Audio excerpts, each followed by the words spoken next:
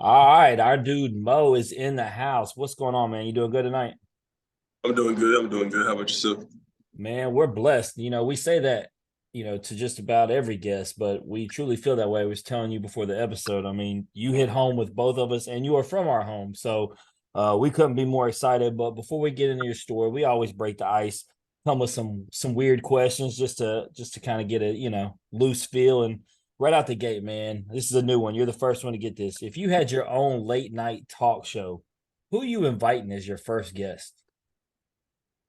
My first guest on my late night talk show, I'm going with Martin Lawrence just because I would watch his TV show late at night if I was up. So Okay, you watched the old school Martin. I heard that.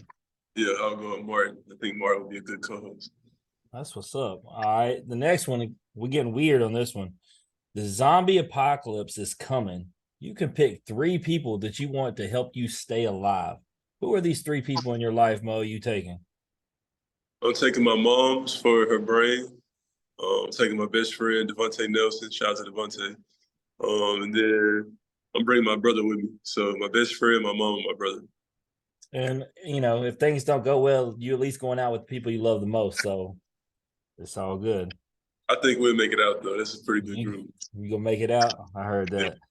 All right. This is the fun one for everybody. If you had to do karaoke right now with all your friends watching, family, whoever, what song you picking?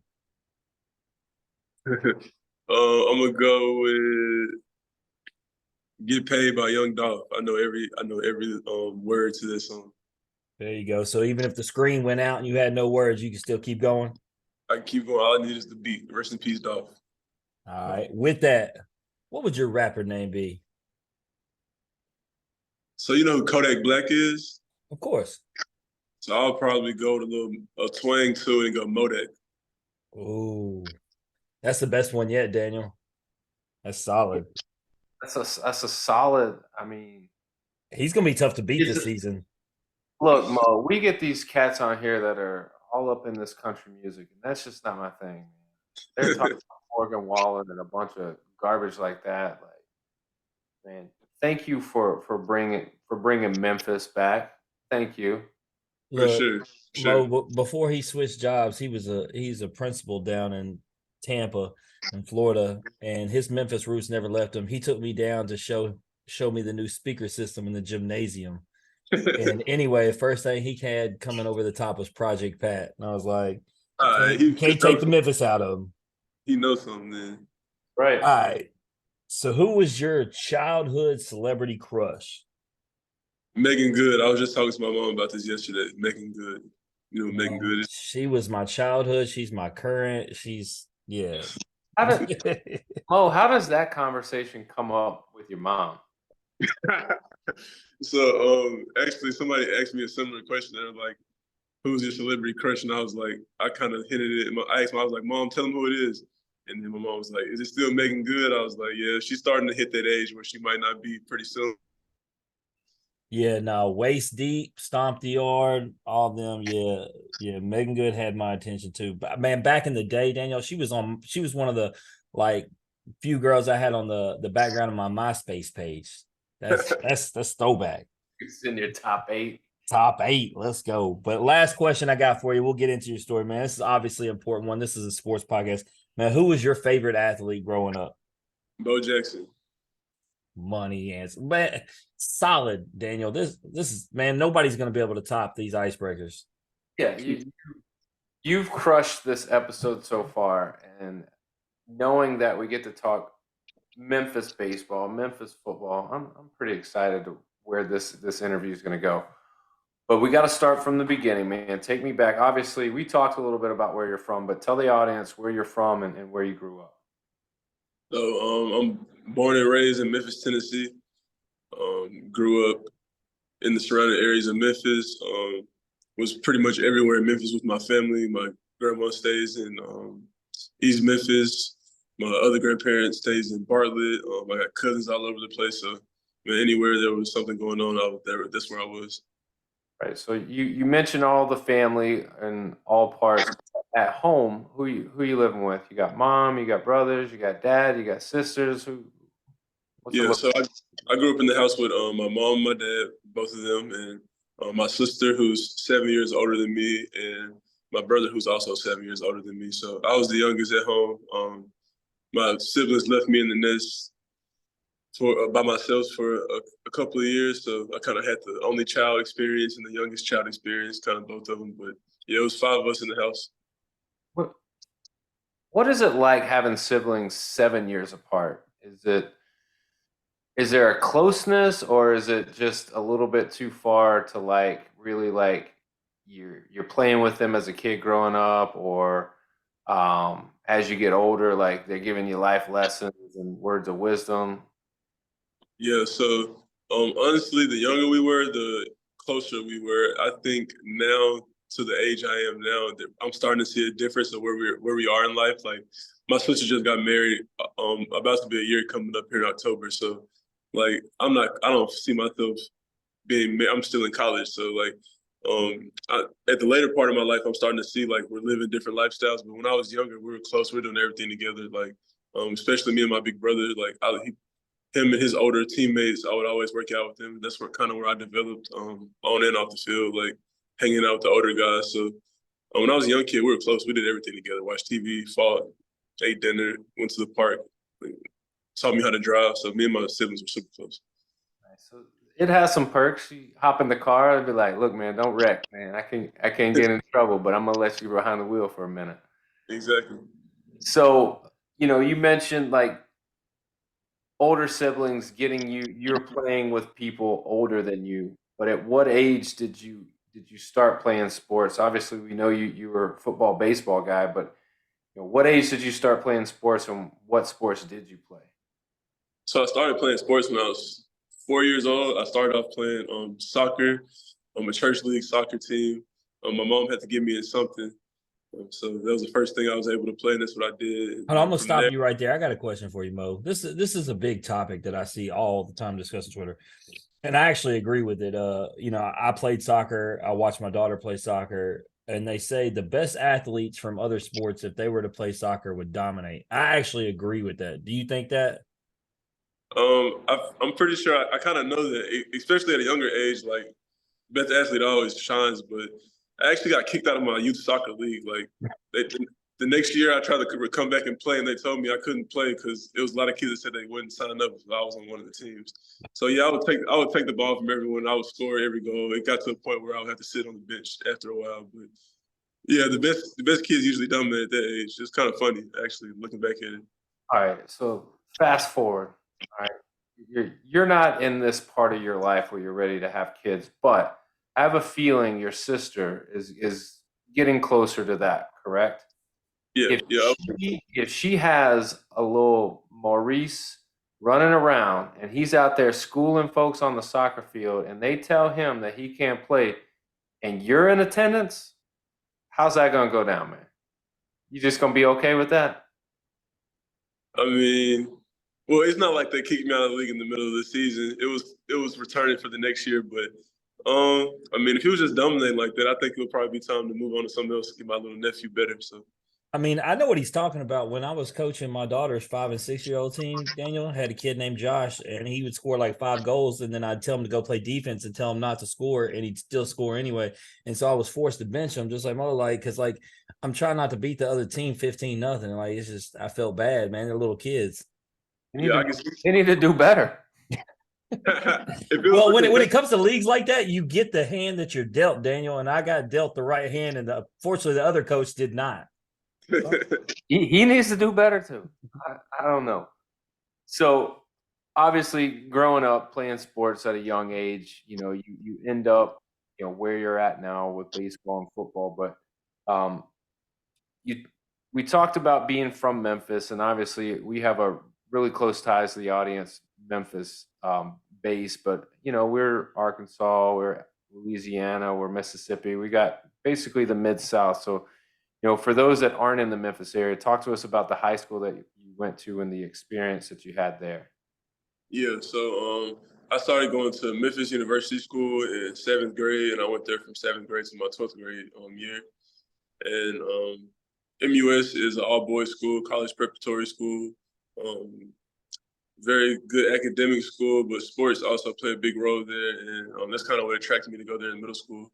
So I played there my complete high school time, and I feel like that was the best option for me in Memphis as a high school to go to, just because some schools had good football programs and their baseball programs weren't run the correct way, but just playing multiple sports at a high level, MUS kind of put me on the platform and gave me the opportunity to be able to do that the right way. So I appreciate MUS a lot. Like, I still use those connections to this day, and I still work out there. I've been working out there since I moved back to Memphis. So, yep. I got a couple questions. I've always wondered this. Obviously, MUS, all boys school, right? Is having all boys and no girls, is that less distraction, do you think? Yeah. Honestly, I had fun in high school. Like, people like, how did you do that without girls? But it got to a point after like a year or two. I mean, yeah, obviously girls are supposed to be in the classroom, but it wasn't like something I was like just looking for or missing out on. So yeah, it kind of helped me focus, but at the same time, like, I was having fun with my boys, and at the end of the day, like, the girls are present or not, I learned that, if you're having fun with your boys, a lot of other things go right. So I kind of learned how to do that and manage things. Daniel, I might have went to college instead of the military if we didn't have girls at our school. Maybe that's what I needed. You probably did. Yeah, you needed to chill out a little bit. It wasn't like I never saw girls though. Like MUS, we were usually pretty good, so all the good-looking girls from local schools would always end up somehow at our games on a Friday night and our get-togethers on the weekends. So Well, it was. we ain't going to get into it, obviously. We're going to keep this about sports, but we ain't going to act like you ain't a big deal in the city of Memphis in high school at the time either. So, Yeah, I mean, let me break it down to you. You were ranked as the number 23 baseball player in the country by Perfect Game. You were number 40 by Prep Baseball Report. As a senior on the baseball field, you hit 480, 10 home runs, 41 stolen bases. You were named the Tennessee Baseball Coaches Association D2AA Mr. Baseball. You were also named the 2018 Tennessee Titans Mr. Football in Division II AAA. You were the first player in Tennessee history to earn Mr. Football and Mr. Baseball honors in the same season, and you led your football team to a state title appearance as a senior with 1,835 all-purpose yards, 15 touchdowns as a receiver, and a punt returner. Dude, yeah, I'm gonna be real. The girls were coming for you. They was coming on Friday nights to see Maurice Hampton Jr. get them yards and get them touchdowns and get them stolen bases and hit 480 with 10 bombs. That's what they was coming to MUS for, man. So I wanted to ask this second question. Does a prep school like MUS, does that, like, what difference does that make as opposed to, and I'm not bashing on schools, I'm just saying, what is the difference between a school like MUS and then just a public high school? Yeah. So for one, like, the things that I did in high school, I just feel like the stage that MUS put me on and the way that they're respected throughout the whole state of Tennessee, it just kind of solidified and verified that what I was doing was legit. Like, someone could be doing that from a smaller, lower level public school, and people are like, "Oh, well, he's not playing the competition," or "He's not doing this every day. He's not doing it every day." But you couldn't say anything about what I was doing at MUS because of their track record and the guys that came before me. So um, I would just say it's kind of the tradition coming from there. I'm not the first person to come through MUS that has won Mr. Football or been All-American and had accolades. So it was a platform that they were used to, and they put me on it pretty well. Yeah, you mentioned how much fun you actually had, being, student athlete at MUS, despite it being, um, the educational rigor being there, the athletic demand that's put on you, all boys school. You talked about how much fun you actually had there. So clearly, like, getting through MUS, you're going to have a tough decision ahead of you because I'm sure at some point you go, I'm pretty good at this baseball thing. I'm really good at this football thing. What am I going to do? And being a dual sport athlete, especially at the high school level, is hard. But when you're trying to do it at the college level, um, it's even harder. So, like, outside of just the college aspect, You had the MLB draft, but why? I guess let's start with this. When did colleges start approaching you? Yeah, I got my first scholarship offer when I was 12. So, University of Miami offered me in baseball when I was 12, going into the 8th grade, summer between 7th to 8th grade. So, that was my first offer, and after that, they just kind of started to stack up in baseball. And then after my freshman season of football is when I first got some football offers. And then once I realized that some of my baseball offers and football offers were starting to match up as far as school goes. Like I've gotten offers from this school in baseball and in football. I'm like, maybe I can do both of them at the next level. So that's when, around my freshman year, is when I really realized that like, yo, this is something I can actually do. So what is the conversation like with college coaches when you say, "Hey, college baseball coach, I also want to play football," or "Hey, college football coach, I actually want to play baseball too." What is their perspective on that, and how did they were they supportive of that, or were they like, "Hey, man, it's just that we got to have you full time"? Yeah, so the only person that I actually was interested in that told me like, yo, this two-sport thing is, you can do it, but I'm gonna need you for more time over here than I'm gonna need you for another sport. Was Nick Saban was the only person that told me that I couldn't play two sports at that type of level. But outside of Alabama, everyone in the recruiting process at least was pretty open and receptive to me doing that. And the way recruiting worked, like football and baseball staffs aren't as familiar with each other as people think. And it would be like I'm on the phone with the football coach, and he would notice like someone mentioned that you have a baseball office from here. I'm like, yes, sir. I've been in communication with the baseball staff, but it's never been both of them reaching out at the same time. It would usually be I've been in contact with this side and I've been in contact with that side, and they would join up when they realized I was serious about the school.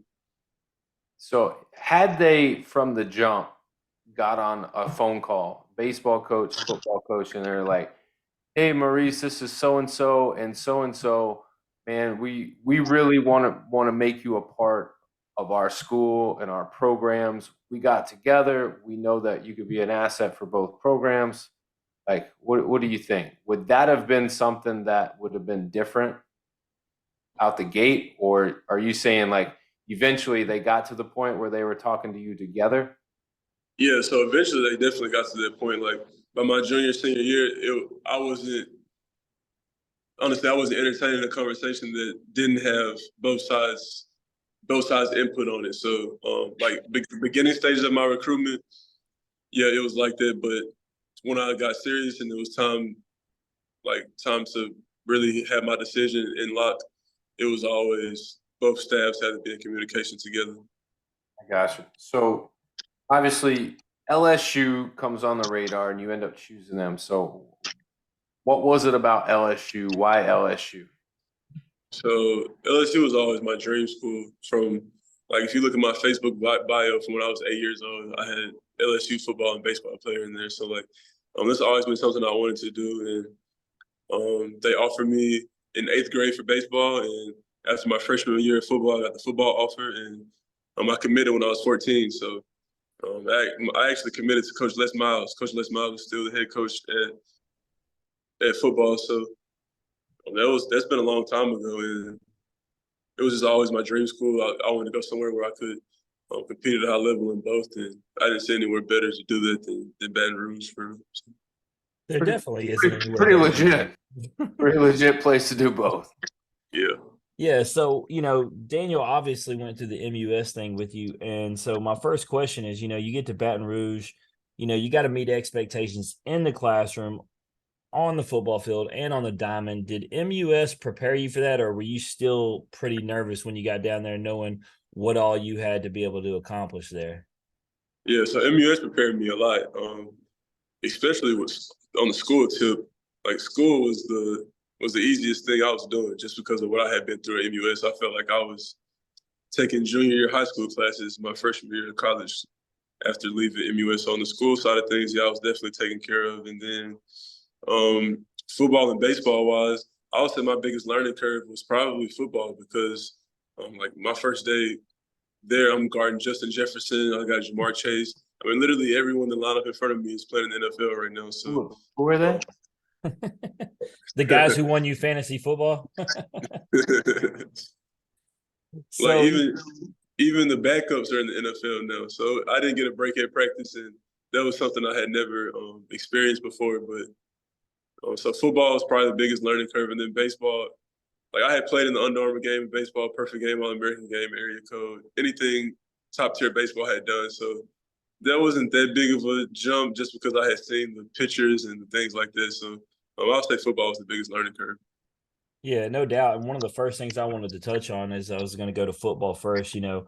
Obviously very familiar, local Memphis radio. We hear them talk about you, quite often as you're going through this process and you get there. And, I'm excited for you to go to this LSU program that has, absolutely loaded squad. And so you get there, just how much did you benefit, man, as a freshman from all the veteran presence, the very guys that you're talking about you have to line up against. But I mean, iron sharpens iron. So I know going against the best just only helps you be better. Yeah, so I mean, playing behind the best. I mean, I was the backup to the Thorpe Award winner. Going against the best, I was competing against the guy that won the Blendercoff and a guy that's the best receiver in the NFL right now, in my opinion, Justin and Jamar. So seeing those guys every day, and then like Justin and Jamar obviously helped me, but their backups were good. Like Derek Dillon was Justin Jefferson's backup, and that guy's killing it in the USFL. Jeray Jenkins will be in the slot. He's got an opportunity to get a chance at the Jaguars. Racy McMath, who plays for the Titans. Terrence Marshall. Like if you look at our wide receiver room, everyone in there is a pro. Jontre Kirkland. So going against those guys and then being in the room with Grant, being in the room with guys like Kerry that could teach me things, Jacoby who could teach me things. So like it was the best of both worlds. Like learning from guys on offense and defense. Like Yeah, no doubt. And I think the guy who surprised me the most as you go to the NFL was I always thought that Justin Jefferson benefited by being in the slot of Chase or Marshall because Marshall was always underrated because of the other two.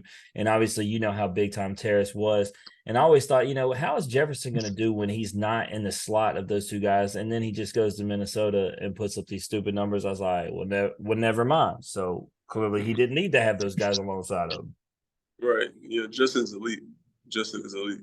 So, that first season you get to play in 13 games, 2 of them are starts. You get some love in the Will Style hype video. I loved the videos, and the first time I saw you in there, I was like, yeah, that's what's up. Because those videos were the best of the best.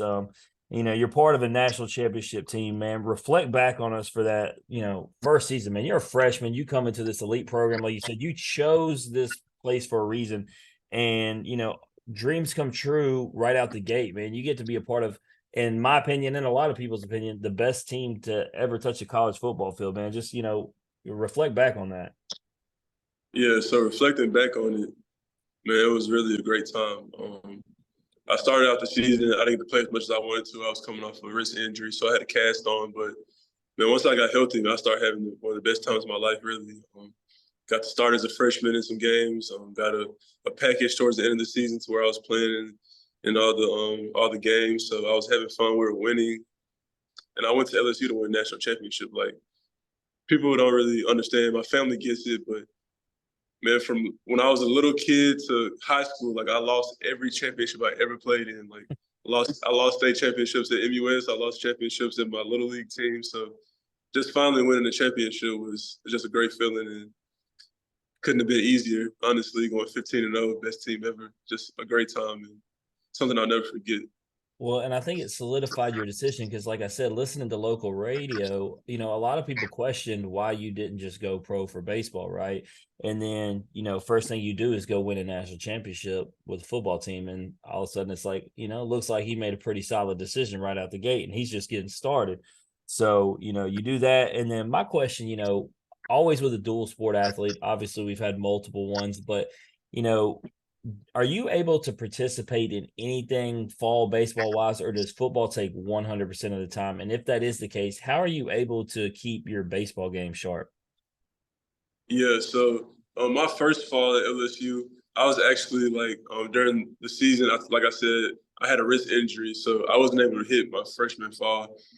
And then my wrist actually healed up towards the middle of the football season. I was sneaking over and getting some work in, but I started to start. So I made my first start against Arkansas, and Coach Maneri saw me in the cages. He was like, you can't. I can't have you in the cages in the middle of a national championship season. So you got to wait till the season's over. But no, there was pretty much no fall baseball involved. It was all football, but vice versa as well. Once baseball came, there was no football. It was just baseball.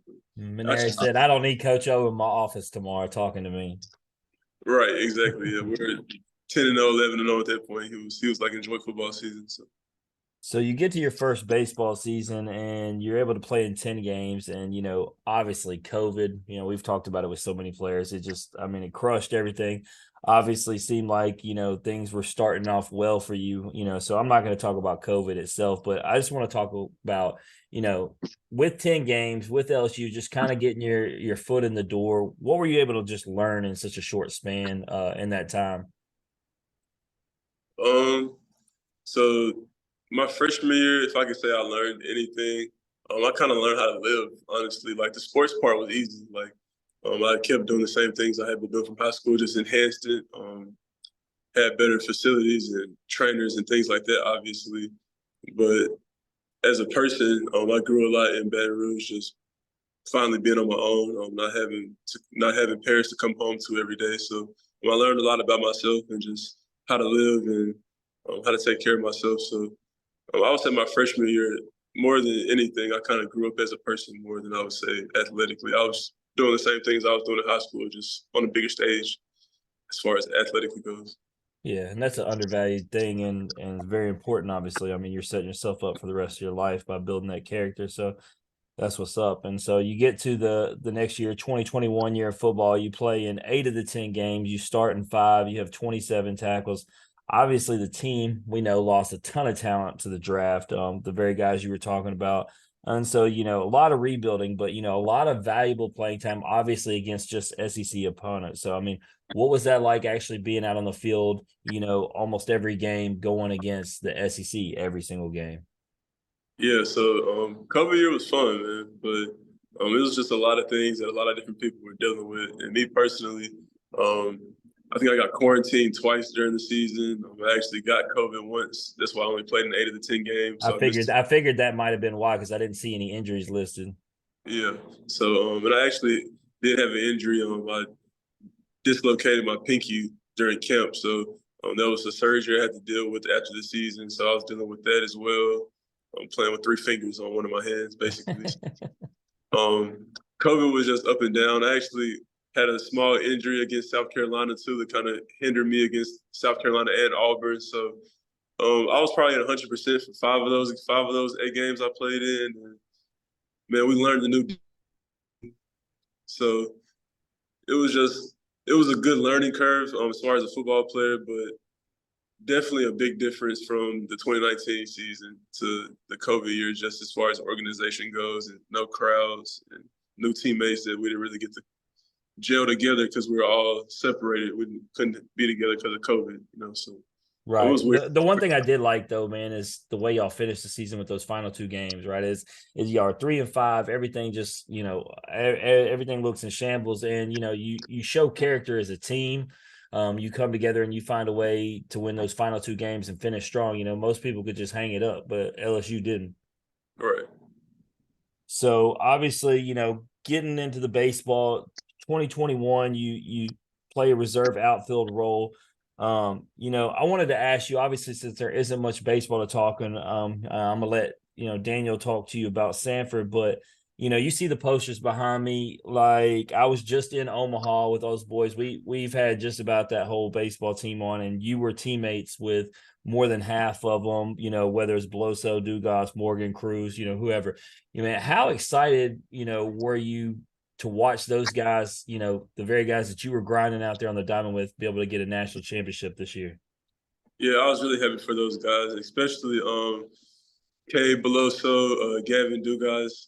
Those are my guys. I was with them for 2 years, and man, you just some guys come to LSU to get drafted, obviously, and take their career to another level. But like guys like Cade and Gavin, they go to LSU to win a national championship. So just to see those type of guys, and obviously the type of season and career Dylan had, man, it was great to see them because I know they're grinding just the way I am. Like they put in the hours just like everybody else, and it was great to see that pay off for them. So, Well, the transfer portal, it's obviously making waves every year so far, and you are thinking at this point that season's over. Now you're looking. How does the transfer portal, or did you know the transfer portal was something you were going to hit prior to the season ending, or did something happen at the end of the season where you're like, all right, like I think it's time for me to move on? yeah, so I actually entered the transfer portal in March, but like I said, the year before, after football season, I had to have surgery on my hand, and it really kind of held me back to get into baseball season. I was able to do any of the preseason baseball, and I had a conversation with Coach Maneri, just was my opportunity going to come this season to play, and baseball is very important to me, and my defensive coordinator at football had left, Coach Aranda. That was a guy that it was a big reason in me coming to LSU. So he departed, and I wasn't really, not that I wasn't happy, but my role at football was not what I signed up for in the new defense. So as far as the football aspect goes, I was kind of playing out of position. And then baseball goes, I was injured and wasn't going to get an opportunity to play that season. So I just felt through the times of COVID and all the other craziness in the world, it was time for a move just to be able to focus on one thing and focus on myself again and get back healthy. So that's what it was. So kind of shift your focus to baseball, and you end up choosing Sanford to play. What was it about Sanford where you're like, all right, I'm gonna rejuvenate myself. I'm gonna kind of reinvent myself, so to speak, at a new place. Why Sanford? So I had options coming out of the transfer portal. I had a lot of options, honestly, but my limited at bats in the 2 years and the injuries that I had on the baseball field kind of scared some schools away. So I was limited once I told schools that I wasn't playing football. When I tell them I'm playing football, they get a free baseball player. So they're very excited to be able to have someone like me for free. But when it comes to me just being a baseball player, they're going to have to offer me a portion of the 11 scholarships that they get. So Sanford was the best fit for me just because I knew that, one, I'll be playing every day. I wouldn't have to worry about getting at bats, which was my biggest thing. I just needed to get at bats made up for the 2 seasons that I had missed. So I'm playing every day, and then their schedule it wasn't like I was going to a mid-major school that played a mid-major schedule. Like we had 12 SEC games. We had a weekend series with Florida State. So Sanford's been a program that's gotten guys drafted every year. So it wasn't like I was going to a slouch school. They're a good baseball school. And I honestly just wanted to take some pressure off myself. Like I had been the guy that was a first-round draft pick out of high school, turned down a lot of money, won a national championship, and everybody's just wanting to see what I'm going to do next. And just focusing on one thing at a smaller place, I felt was the best move for me. And some people may think it didn't work out, but I learned a lot about myself. Injuries may have held me back from getting to the next level like I wanted to, but I learned a lot. And I think that's just a part of my journey that is going to be needed for me to see things and know things that I know now that I didn't know prior to doing and experiencing what I did there. Yeah, I mean, you pretty much nailed it on the head. I mean, your time at Sanford, it wasn't for nothing. Like you played in 54 games, you had 48 starts, you had 43 hits, you hit 253, led the team in stolen bases, you slugged for 477, hit 9 home runs, 4 doubles, 1 triple. So clearly there was success there.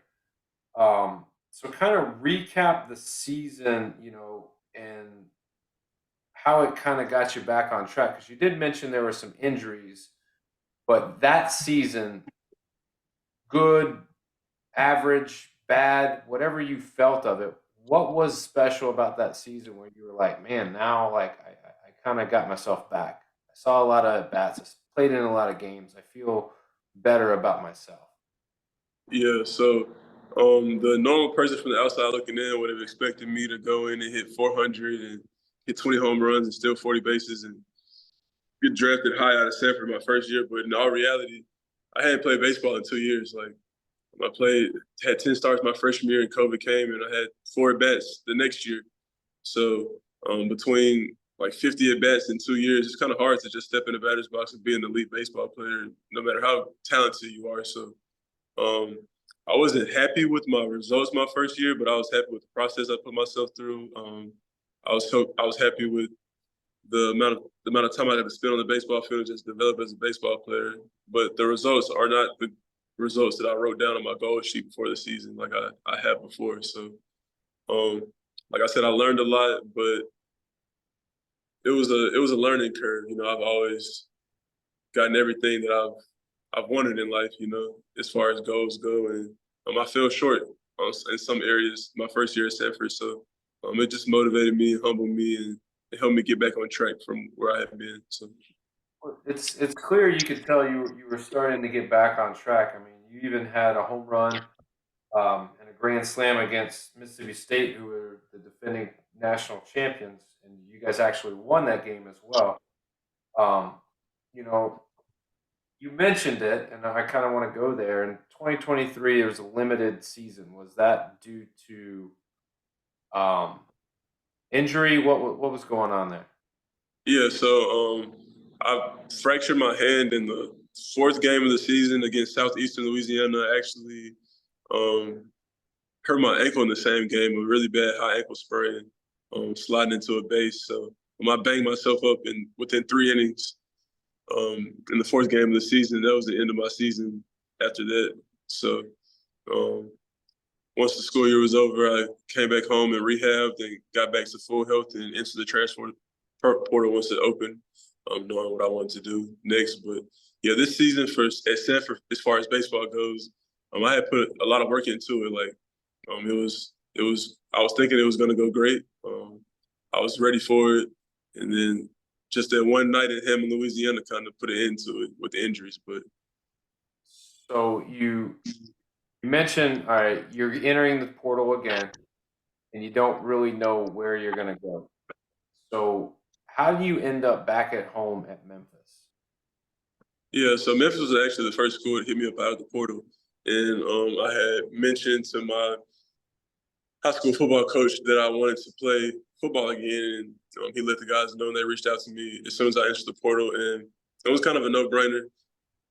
Just the football and baseball complexes being so close to each other, the resources I have in Memphis, my family here in Memphis. My grandmother hasn't seen me play since high school, and she's a mile away from the Liberty Bowl, so I'm excited for that. But yeah, it was a no-brainer to come back home and try to do 2 sports again, and kind of just get back to my routine I had in high school. Like not to say I had it completely figured out, but I just had the resources I needed at home, so put those back to use and try this 2-sport thing again. I got you. So I want to, because baseball is secondary right now. We're getting into football. I want to kind of talk about that. You know, Coach Jackson, Carrick Jackson leaves Memphis, but clearly he did some things to rejuvenate the program. On top of the field and the park itself is beautiful. It's amazing.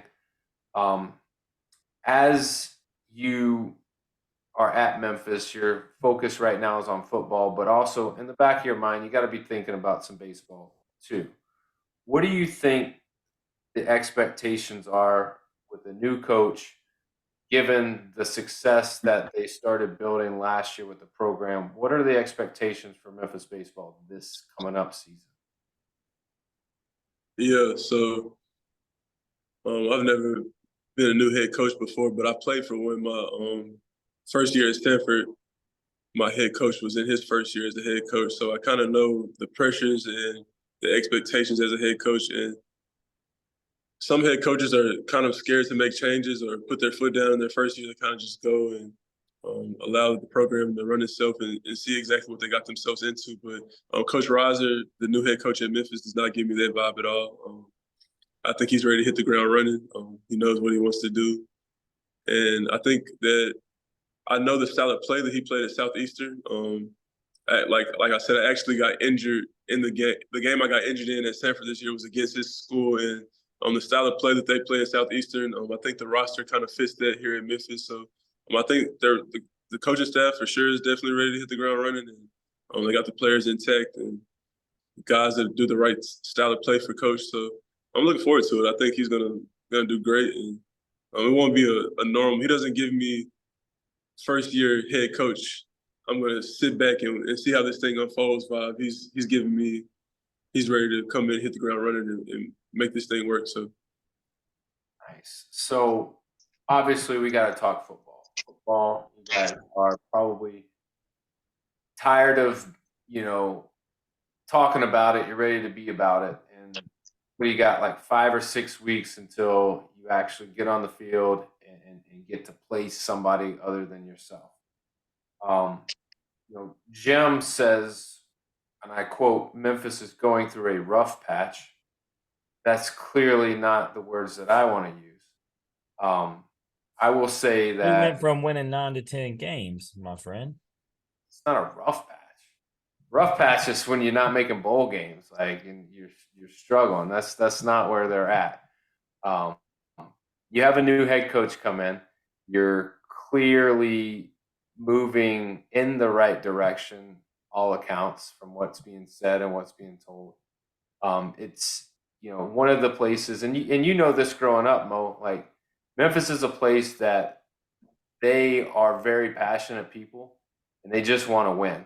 And when you're used to winning at a certain level, they think it's just easy, and they think that becomes the way of life. And at Memphis, it's a little bit harder to do those things than at some other schools. But I guess what I'm wanting to get to is, obviously we know the guys, we've heard the names. We've got, Seth Hennigan coming back as quarterback. You got guys like Rock Taylor, Joe Skase coming back. You got a new defensive coordinator, Coach Barnes. So let's start there. New defensive coordinator, you're new to the program. How is this scheme and this defense, how do you fit into it? yeah, so I think what attracted Memphis and what made the decision so easy to take a DB that hasn't played football in 2 years onto their roster is the defensive coach Barnes is playing. Those concepts are very similar to what I ran my freshman year at LSU, coach at Randall. Like, it's been very easy getting into the playbook and learning everything. So Coach Barnes, he's very attention to detail. He's very enthusiastic about everything. And I played for some good defensive coordinators, and just from sitting in the meeting room, being on the field with him a little bit so far, he definitely knows what he's talking about, and he knows what he's doing. He came from Ohio State with guys that were super talented, so I know he knows what it looks like. So I'm all ears to him, and I'm looking forward to starting camp. You see coaches real characters and players real characters about 2 weeks into camp, so I'm looking forward to seeing everything unfold in the next couple of weeks. Yeah, I mean, the guys that we've had, Seth Hennigan, we've had Brady White, we've had numerous guys come on, and that's exactly, they say the same thing. You know what you're made of about a week before the season starts, when you're ready to hit someone else, but you can't yet, and you've gone through battle for weeks at a time, the summer sessions, the brutal heat. So it looks like you guys are getting to the point where you're ready to really get after it. With that being said, I got to ask, who are some people besides yourself? Who are some people where, when I tune in on Saturdays or the occasional Friday night game that you got, who am I going to be impressed by? Who would you be impressed by? Defensively, like guys we might not know. Some guys you might not know. So we got a transfer. His name's Tyron. He's from University of Colorado. He's a corner. I've seen some pretty good corners, and this guy can play just from what we've seen so far. I think he's going to be a good piece. They've got a guy in the slot by the name of Demir. He wears number 0. Just from what I've seen so far, he's got it. I've seen some good slot receivers, and I'm not saying he's Justin Jefferson, but he can run some routes. So I'm looking forward to seeing what he'll do. And then just the defensive front, we got Carmonte Hamilton, Jalen up there, big guys that can rush the passer. So I think we got a really good complete team when it comes to speed and guys up front. So you really never know, though. So I won't really know exactly who's who until we get those pads on. And like I said, we're in the heat for a couple of days. But just from what I've seen so far, we got some pretty good guys that I think will make an impact. Man, Daniel, I wish we had Quindell one more year, man. That was my dude. Can't pass it. Just a Ram now, just a Ram. My last question, and I kind of wonder about this. Obviously the conference itself is different. You got some new teams enter, you got some teams that are leaving. Do the coaches make a big deal about the conference that you play in, or do they just say, we just got to go out and win games? Yeah, honestly, I haven't heard anything about the conference. If I looked at this schedule, like, I know some American teams, but I won't be able to point out, hey, this is a conference game, this is a conference game. They're treating all of it the same, like just getting ready to play football. So, yeah. Conference is always a big deal. Like, in the weight room, we got a conference championship and all that type of stuff. But right now, I think we're just taking it one game at a time. Yeah, no doubt. I mean, that's the way to look at it. And, Memphis, I look forward to them every year. I always, obviously I'm an LSU fan, but I go to plenty of Memphis games. It's still my second team. And, I look for them to win every game in conference or out of conference. Elite level talent such as yourself and the guys you named. So we're really excited. And just on a side note, I happened to be texting Rodney Beloso when we was doing this, and I told him that you had talked about Cade and everything, and he said he wishes you the best of luck. He said you got all the tools. So big things coming from the Belosos. Every tool in the box you got. But with that, those things to use. Shout out to Hot Rod Creole Seasoning down there in Baton Rouge. Oh yeah, actually when we get to this or that, just wait. First question out the gate's going to touch on that. So we're going to play a game called This or That. I give you 2 options. You can't say neither. You can't say both. You got to choose one of them. You ready to play? Let's do it. All right. So right out the gate, here we go. Better food, Memphis or Baton Rouge? Since you just brought it up. Baton Rouge or Memphis? You said? Yeah. Memphis. Sorry, Baton Rouge. You got to go with Memphis. All right. What's your favorite spot to eat in Memphis? Ooh. Just one spot. I couldn't even disrespect so many spots like that. But let me think. If I'm going to one place in Memphis, man,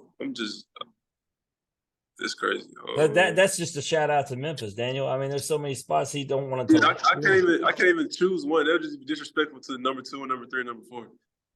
I'll tell you what I've been thinking about with Baton Rouge, because it came up in a conversation today, Mo, and you had to have had them, Blues triplets chicken wings. We call them crack wings because you can't eat like 2, 3, or 4. You eat like 10 to 20. Like, you just can't stop. You know what I'm talking about? Yes, sir. We get those right on the backside of LSU, off of right behind Cane's over there. Blue Street Chicken is what it's called, something like that. Blue Pig. Yeah, there's one right by campus. Like he said, I think there's 4 locations altogether. I tell people, I said I don't go to Baton Rouge without getting some of them wings. It ain't no wing guru though.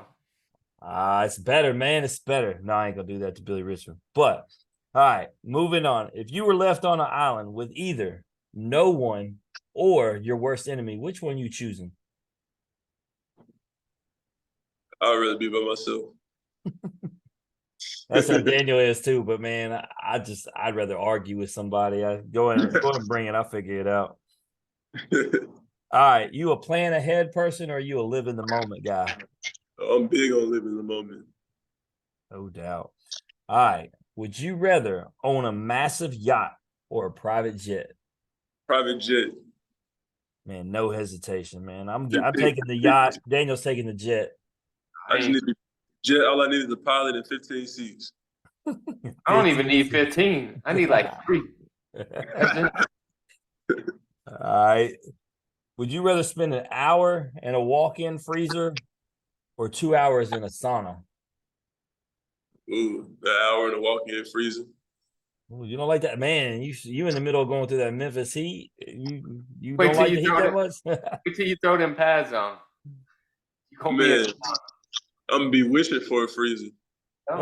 Daniel, I was driving by the high school the other day. My daughter was complaining about running in the heat, and I seen them boys out there fully padded up, and I was like, I ain't trying to hear that mess. Y'all out there playing soccer with no pads on. These dudes fully geared up. I ain't hearing it. tell you something though. Let me tell you all something.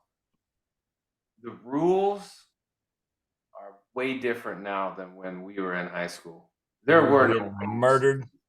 No, you could be out there for 4 hours during 2-a-days, just beating the crap out of each other, just basically just dying. We wouldn't have had to do bull in the ring. None of that, huh? It was awful. We also had a terrible coach who just treated us terribly, man. It was rough. We both go to therapy about it. We got, talk about what our coach did to us. To be honest, I wasn't treated terribly, but practice wasn't fun. I will say that. Hey, going back to my one spot, I thought of it. I'm going to Smackers. They got a little bit of everything. There we go. Shout out to Smackers. We're doing a little plug right there. Yeah, shout out to my guy Jerry at Smackers. All right, I got an LSU question for you. Who wore it better, the number 7, Patrick Peterson or Tyrann Mathieu? I'm gonna have to go with the Honey Badger. He's the reason I wore 14 at LSU, so I think he rocked that 7. Pat Pete was the creator, but the Honey Badger put the stamp on it for sure. Yeah, no doubt. There's really no wrong answer. I got both their jerseys on my sidewall. You can see the one in the corner right there. That's Honey Badgers. All right, man. This might be the hardest question. The last question is usually the hardest one, but I'm setting you up with the second last one. What do you love more, baseball or football? Now, what are you better at? What do you love more?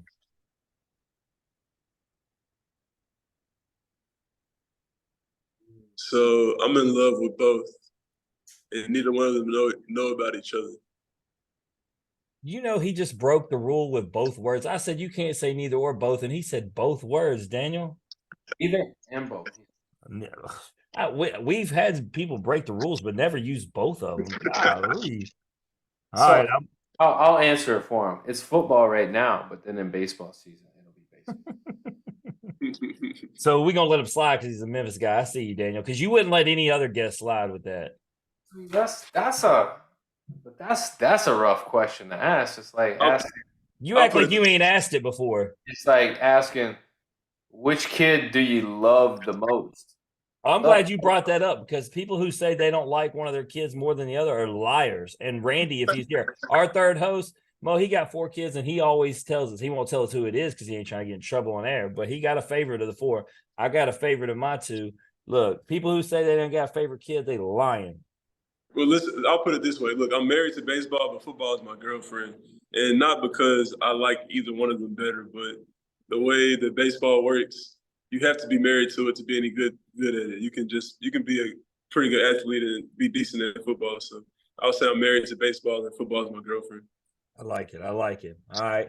Last one. The money question literally tells us a lot about your character. We're going to finish on this. You can either win $1 million, but the caveat is you have to spend it on anybody but you, or you can win $100,000 and you get to spend it all on yourself. What you doing? I'm getting $1 million and taking care of my family, man. That's what I'm talking about. Good character question right there. I'm gonna tell you right now, though, no different than I would do a lot of the other things opposite of you. Like I'm doing the sauna, I ain't doing the freezer. I'm taking the yacht. I'm also taking the $100,000. And everybody else kiss my behind. All right. All right, Maurice, man, it's been a pleasure. Anything you want to plug or promote before we let you bounce? Nothing I want to plug or promote. I don't think. Let me think. You said you can edit this, huh? Yeah. Yeah, of course. Let me think. Oh, so I got I got a website dropping at the beginning of August called mauricehampton.com. I'm gonna have live merchandise and some businesses that I'm working with on there.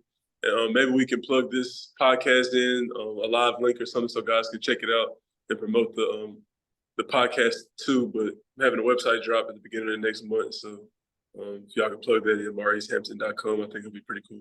That's what's up. And then it was the Church Health 901. Is that already gone by?